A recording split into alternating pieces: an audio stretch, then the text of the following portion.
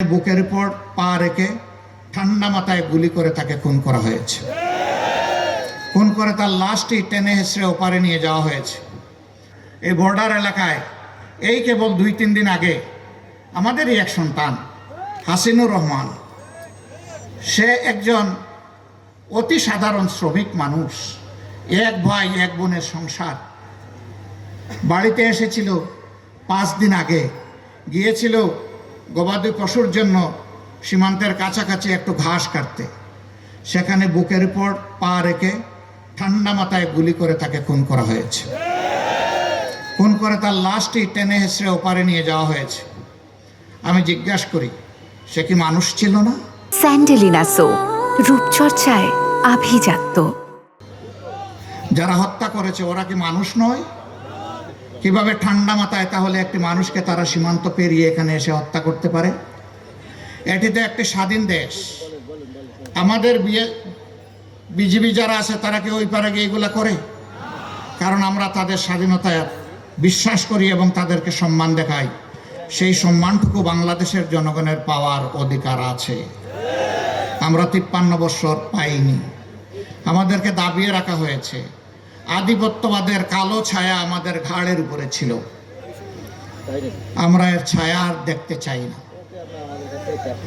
India আমাদের প্রতিবেশী দেশ, তাদের সাথে আমরা সম্প্রীতি এবং পারস্পরিক শ্রদ্ধা ও সমতার ভিত্তিতে আমরা প্রতিবেশী হিসাবে এখানে বসবাস করতে চাই।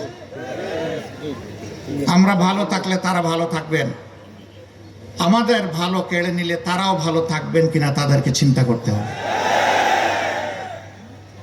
আমরা দেখতে চাই আমরা উভয়ে ভালো থাকব, সেই পরিবেশ ইন্ডিয়াকেই নিশ্চিত করতে হবে।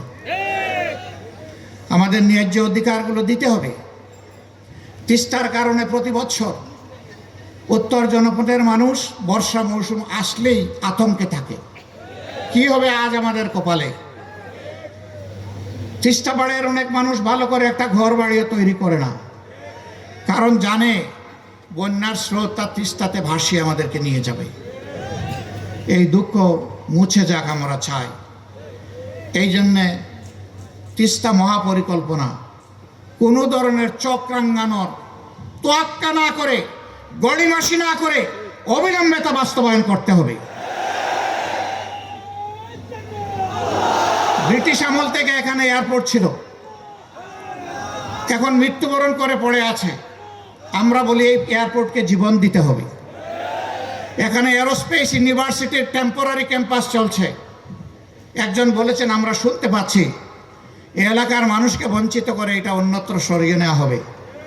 আমরা বলি আগে যারা করেছে তারা চিন্তা ভাবনা করেই এখানে করেছে, অতএব এটা যেন এই জায়গা থেকে কোথাও সরে না যায়।